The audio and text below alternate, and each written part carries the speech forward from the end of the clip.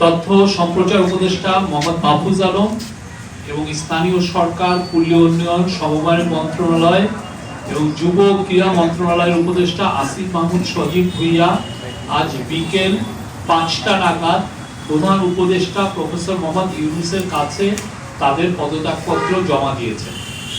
উপদেষ্টারা রাষ্ট্রীয় অতিথি ভবন যমুনায় উপস্থিত হয়ে পদত্যাগপত্র জমা দিলে প্রধান উপদেষ্টা তা গ্রহণ করেন। তাদের পদত্যাগ নির্বাচন কমিশন তফসিল ঘোষণার সাথে সাথে কার্যকর হবে। আবারও আমি বলি, তাদের এই যে পদত্যাগপত্র নির্বাচন কমিশন তফসিল ঘোষণার সাথে সাথে, যে ফেব্রুয়ারিতে যে নির্বাচন হচ্ছে সেই নির্বাচনের তফসিল ঘোষণার সাথে সাথে কার্যকর হবে। আপনারা হয়তো জেনেছেন যে এটা কালকেই সম্ভবত তফসিল ঘোষণা হচ্ছে।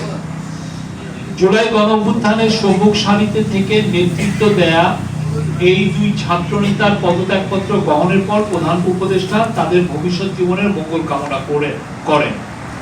তিনি বলেন, আমি অভ্যুত্থানের নেতৃত্ব দিয়ে তোমরা যেভাবে জাতিকে ফ্যাসিবাদী শাসন থেকে মুক্তির পথে অবদান রেখেছ তা জাতি মনে রাখবে। আমি বিশ্বাস করি ভবিষ্যতেও গণতান্ত্রিক উত্তরণ ও বিকাশে তোমরা একইভাবে সক্রিয় ভূমিকা রাখবে। প্রধান উপদেষ্টা আরো বলেন, আজ একটি ঐতিহাসিক দিন।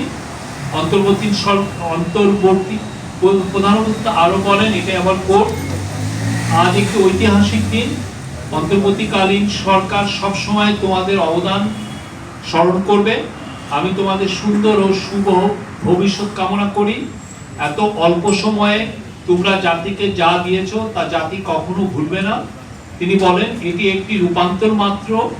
আমি আশা করি আগামীতে বৃহত্তর পরিমণ্ডলে তোমরা আরো বড় অবদান রাখবে।